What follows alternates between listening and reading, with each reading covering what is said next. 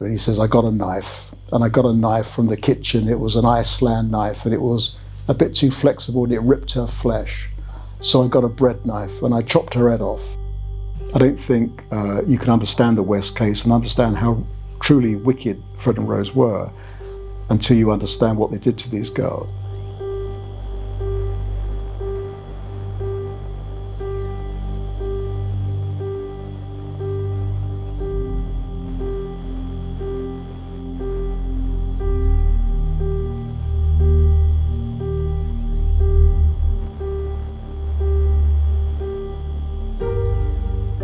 Well, Fred confesses to the murders, and he does so in graphic detail. And one of the most terrible moments is when he discusses murdering his daughter Heather, and he says, he chopped her up, and he says, I got a knife, and I got a knife from the kitchen. It was an Iceland knife, and it was a bit too flexible, and it ripped her flesh. So I got a bread knife, and I chopped her head off. And he would say, I chopped her head off. He dropped the H on Ed. And then he put her in the dustbin. And then he took the dustbin to the garden and he buried the pieces in the garden.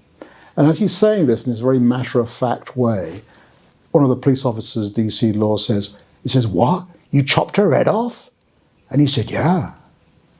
And the other officer is more matter-of-fact. She's more experienced, DC Hazel Savage. And she would ask questions like, what are we going to find in the hole in the ground, Fred? And he'll say, Heather. And she'll say, how many pieces is she in? He'll say, all 3 pieces, head, body, and legs. So it's all in this very banal manner, and it's horror. And of course, it's all true. She really is in the garden. Now, Fred lied in the interviews, but he didn't lie all the time. He told the police where the bodies were, and they were where he said they were.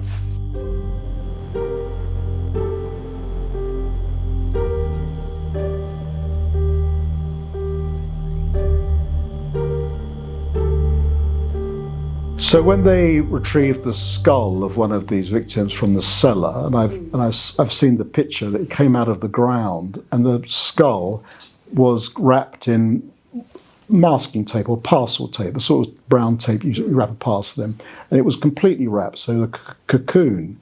Now over time, all of the flesh had rotted, so there was no nose, there were no ears, there was no skin, there was just the skull.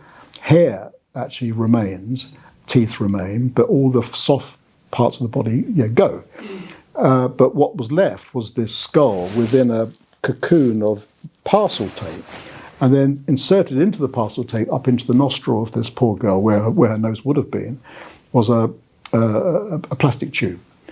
So clearly what had happened is that Fred more or less says this in the interviews, he says that we had to keep them quiet, so I wrapped them up in parcel tape, which, by the way, he stole from work. He was a habitual thief.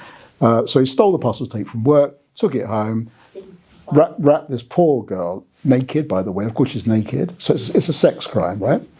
Wrapped her head in parcel tape, hands are bound, feet are bound, she's tied up in the cellar, she's probably hanging from the cellar beams, there's holes in the beams. And then this tube is inserted, which is like a homebrew kit, plastic tube, so she can breathe. And of course, she can breathe, so that prolongs the ordeal, but she can't scream. Now, so they're worried that someone's going to hear. And that's how she's found. And so when I was in court, when this was all revealed all those years ago now, and when this picture was shown to the jury kind of gasped. And it's really quite horrific.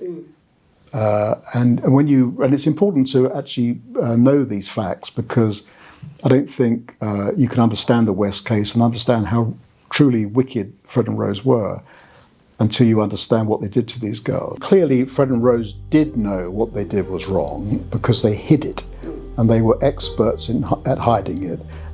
They told their kids that if they said anything outside the house, they would kill them, more or less.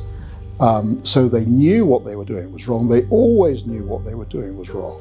If Fred and Rose hadn't met, we wouldn't have had the House of Horrors and serial killing, because Fred was a criminal. I mean, Fred was a criminal from when he was a boy. He was a thief. He was a rapist. He molested his own sister, and he got arrested, and he was often nicked, and he would have ended up in prison. at a young age for something, and he would have spent most of his life in prison. But he met Rose, and Rose kind of exacerbated everything. She made him worse. She was his partner in crime.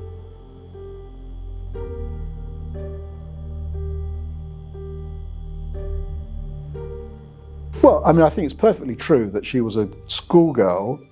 She wasn't. She just started working in a bread shop, cake shop. She was 15 when Fred met her. Fred was 27. He'd been married. He'd already killed somebody, right? So she was clearly going to be the junior partner. But over the course of their marriage, their long marriage, she became a aggressive, dangerous woman. I mean, she matured into the woman who is in prison.